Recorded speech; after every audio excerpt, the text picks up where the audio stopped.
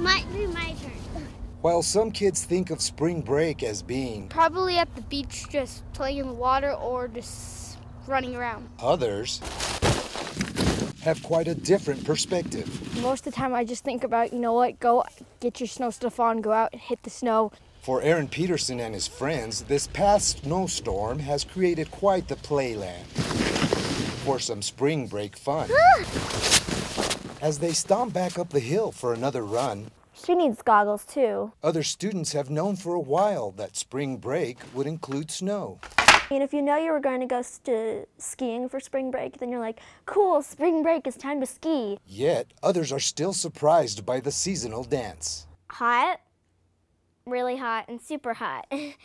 When I think of spring, and right now, it's kind of like a blizzard outside. Back at Renaissance Magnet School, the playground remains idle among the snow-laden pines. Swings frozen in stillness, surrounded by the untouched snow, while the rest of the playground seemingly waiting for their students to return. For some Douglas County school employees, the duties of winter continue this spring break, clearing the pathway so that some may leisurely stroll through their day.